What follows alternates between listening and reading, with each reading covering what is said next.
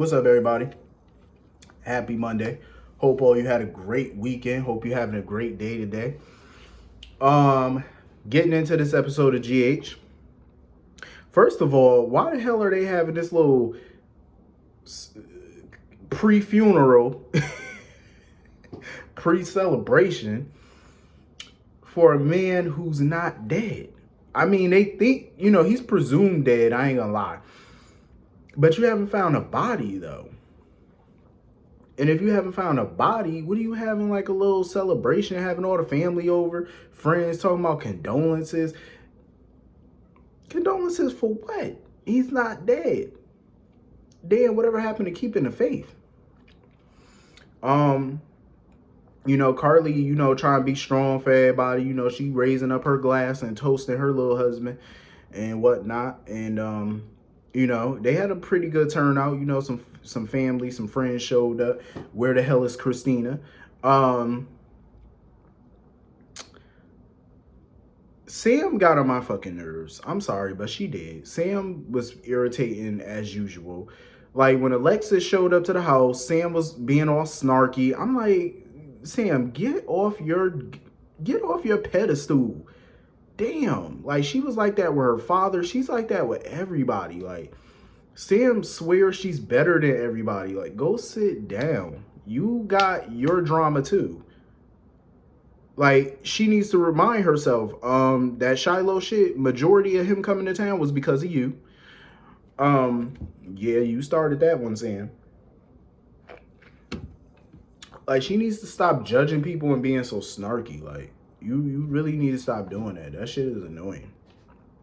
Always got her nose turned up at somebody like she's Mother freaking Teresa or something. Go sit your ass down. And of course, Alexis is still being Alexis. She pretty much refuses to go to rehab, of course. The DA, aka Robert, was offering her a deal to where, she get a 5-year suspended sentence. She got to go to rehab. She turned that shit down, and she turned it down because she feels like something is off about that night. That, they claim she was drunk driving or whatever.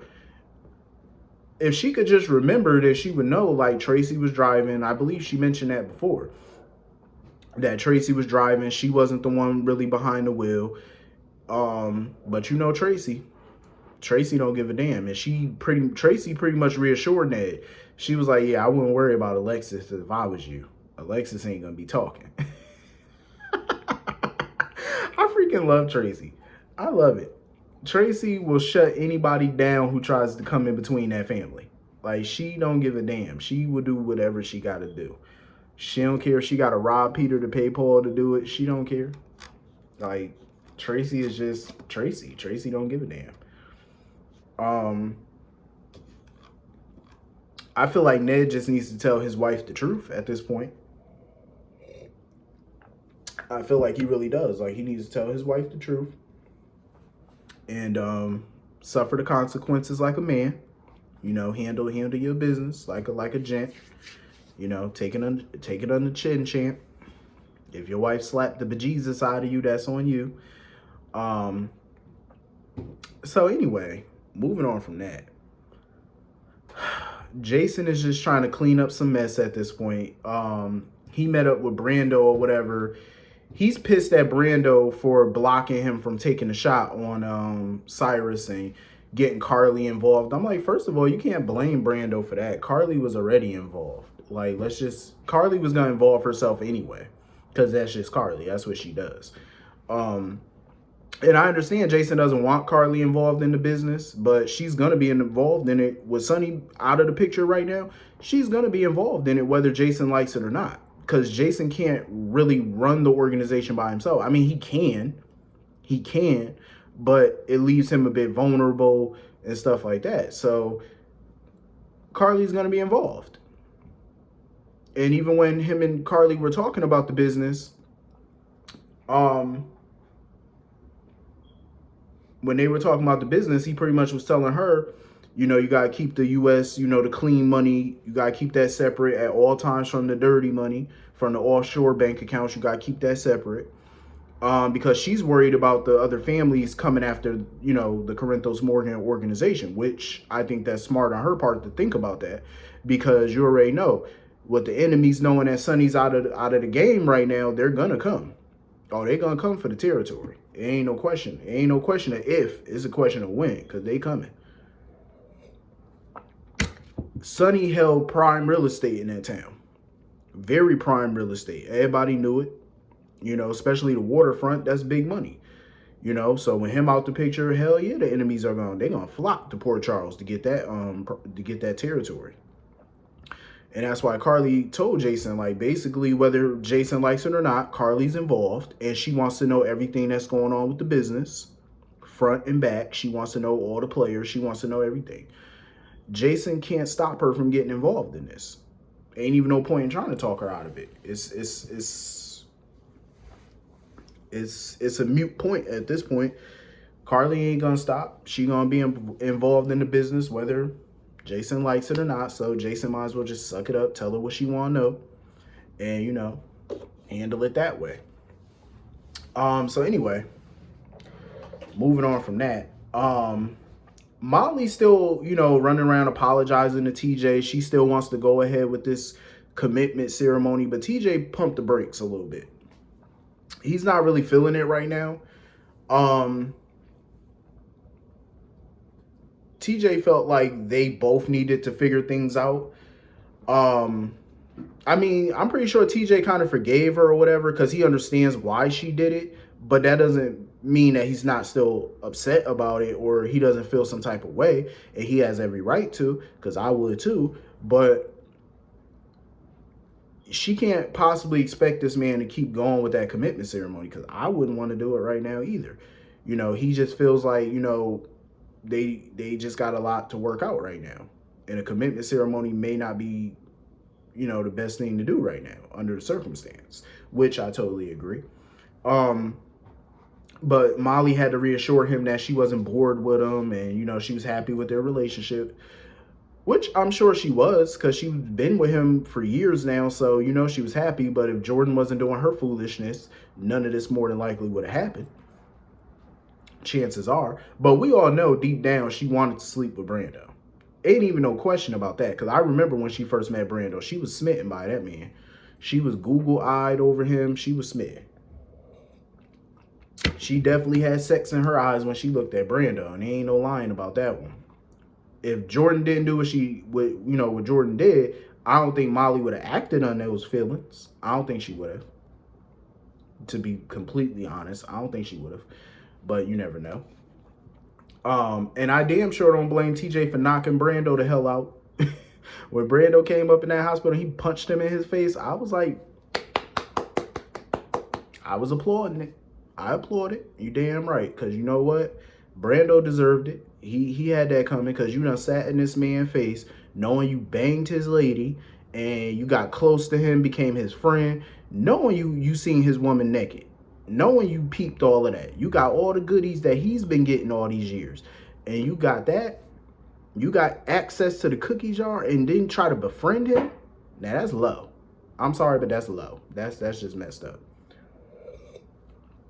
Like, I understand, you know, like, this was before he even knew TJ and became friends with TJ, but still, bro. Once y'all became cool and became friends, you had an obligation to tell him. Molly, too, don't get me wrong. Molly should have said something, too. Even though she did decide to say something, but that was late. She only did it because her mama was drunk and running her mouth. So she only felt, you know, necessary to come clean.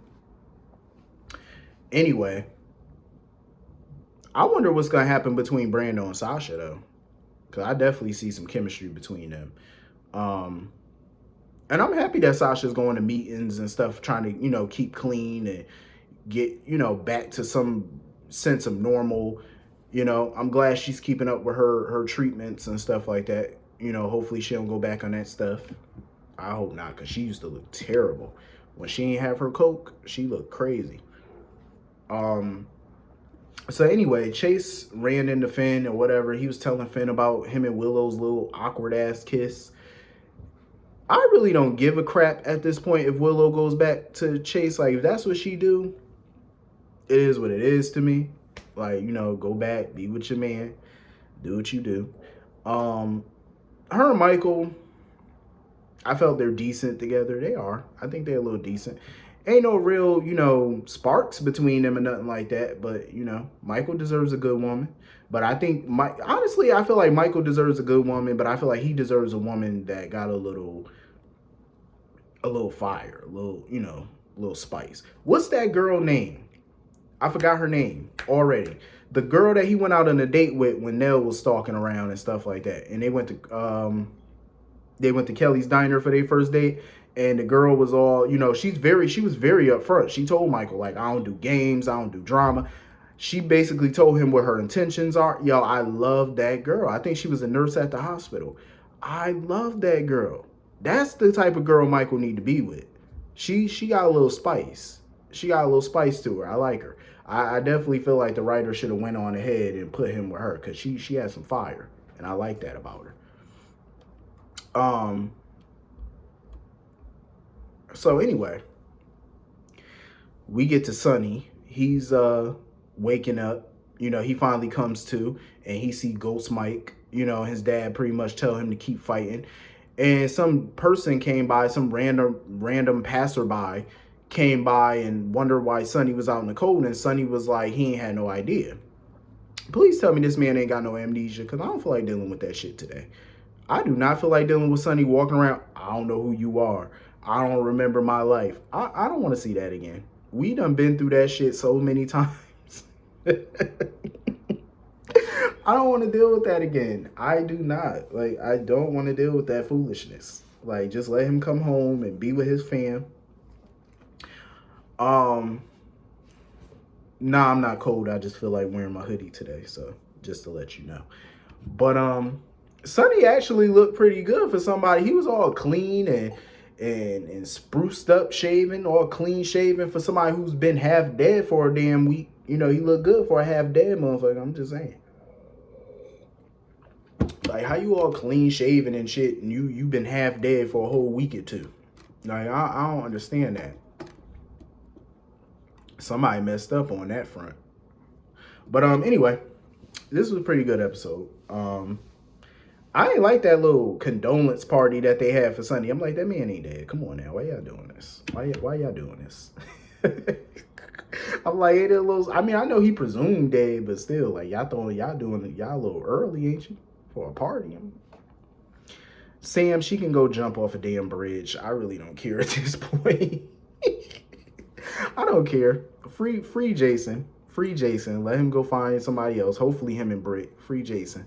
I had enough of that relationship at this point in time.